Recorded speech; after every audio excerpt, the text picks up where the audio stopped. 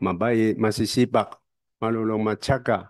Yan yung natutuwa kami. Kaya gusto namin sana maging Pilipino. Gusto namin habang buhay na dito na hanap buhay. Kasi sa sobra bait sa Pilipino and sobra tulong sa amin sa mga government, bigay namin sa trabaho. Negosyo na kayo. Opo, Ano, opo. ano, Meron kami ano negosyo po? sa supit. Supit sa construction. Construction po. Opo, Magkasama kayong tatlo magkapatid. opo, opo. So, pag tinanong kita saan kayo nakabase? Sa Subic. Supit, supit. Subic. Una sa 1993 to 2004 sa 11 years nasa Manila naka-construction. Simula 2005 hanggang ngayon puro sa base sa Supit. Supit. SBMA. Hmm, okay. Sige, ma'am. Mamaya na tayo kung ano yung mga contribution natin sa lipunan natin. Sige, can we hear from Father Job Kalarakal Omen? Opo. Yes, Father. Good afternoon, Honorable Chair and all the Honorable Senators and Congressman Peter. Good afternoon po, magandang hapon po sa ating lahat. Ako po si Father Job. Ah, medyo mahaba ang apelyido ko, pasensya na po kayo. You know, 42 years na po ako dito sa Pilipinas. I celebrated my 22nd birthday here in the country. First 6 years, nag-aral ako sa theology sa Tagaytay, Divine Word Seminary. Pagkatapos ordinan kong pari, 1988 sa Isabela, sa North. So I was assigned in the Diocese of Ilagan. Dahil ang mga eskwelahan ng mga parokya namin sa Ilagan po, sa Diocese of Ilagan. Doon po ako sa 18 years, iba-iba mga parokya bilang parish priest. Meron din kami eskwelahan, Lasalle Missionaries. Then, 2006, lipat nila ako sa seminary po namin sa Cubao. So I was there for 16 years as rector. Then 2022, lipat nila ako sa parokya namin ngayon sa Santo Nido Congreso Parish, Bagumbong, North Caloocan. Doon pa ko makilala si Congressman Malapitan. Talagang sa true to his name, madaling malapitan. Mabait na tao. Talagang uh, since matagal na po ako dito sa Pilipinas, hindi po. Madali, madali na maghanap. Kung hindi ganun pala ako dito ngayon sa harapan ninyo. So masarap dito sa Pilipinas. So 42 years, it speaks of my love for the country, Philippines, and the Filipinos. Maraming salamat What's po. na nationality po? India. Indian. Opo. Apa. Salamat, Father. Opo. Okay.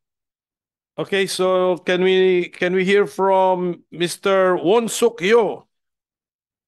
Is it Hyo? Hyo? Yes, Your Honor. Hyo, yes. Good afternoon, Your Honor. Thank you very much for your time. Senator Sherwin, thank you much for the deep introduction, and I'm very humble for that. Appreciate it a lot. Your Honor, I'm a Korean national. I've been here since 1993, which equates to about 35 years, 32 years in the Philippines. I have graduated grade school and high school here. Then I have moved on to the US to study, came back to help our family business. Our family business that my father built is in the shipping industry. We send seafarers to all over the world, mostly to Korean and Korean and Japanese principals. The country has given me so much, aside from a family, the culture, the comfort. Most importantly, has given me a wonderful education about life and about people, and I feel like it's an opportunity for me to be able to give back to the country that's given me so much. Hence, I'm applying for the Filipino citizenship. Thank you, Your Honor. Marunong mag-Tagalog o mag-Pilipino? Kunti lang. Marunong. Kasi konti lang, grade school ka pa eh. Dito eh. Ano nangyari? But sadly, I went to ISM where it's mostly it's mostly spoken in English. Well, anyway, Comsec, sabi mo walang mga kaso to mga to, di ba? So believe ako kasi si Mr. Hio is in manpower. Oh, tagal I mean, to be in the manpower business and then to have no case. You must be a very conscientious agent or employer. Yes, Your Honor, we are. That's You live in Valenzuela as well? No, Your Honor. I live in Makati. the chair acknowledges the presence of Senator Bato de la Rosa. You want to make a statement, sir? Nasa citizenship na tayo mga. Thank you, Your Honor. Thank you, Wonsok. Okay. Can we hear from Mr. Bulls Shemishu Ashurian? Good afternoon po, Your Honor. Ako si Bolas Ashurian. Almost 10 years ako dito sa Pinas. Nag-base kami sa Joan Romblon. Romblon. At saka may bahay din dito sa Cainta Rizal. Naganak ako sa Abu Dhabi, UAE. Iranian national. Kahit isang beses hindi nagpunta kami sa Iran kasi walang pamilya doon. Yung tatay ko at nanay ko naglipat sa Amerika at saka namatay sila doon. Kaya pala may family business doon kami. At saka nag-base ako dito kasi yung asawa ko at saka anak ko dito po. At saka meron kami maliit ng negosyo sa John, small restaurant. At saka mahal ko ang Pilipinas kasi dito ang bahay ko talaga at saka yung pamilya ko dito. At saka yung kultura dito is maganda, simple lang. Yung Filipino very are welcome and Mo pamilya mo nandito. So ano ang asawa mo ay asawa ko at saka anak ko po dito doon. Pilipina. Opo. Yan pala, Pilipina. Yung anak Pilipino. Opo. Oh, automatic Pilipino yun. Opo. Oh. May Welcome. tinutulungan Romblon. Welcome, ma'am. Welcome. Pero ilang years ka na sa Pilipinas? Malapit na mag-10 taon. Oh, may clip pa lang, ha? Opo. 10 years. Opo. Okay, pero relatively short. Okay, so can we hear it from Kuo Shi Su,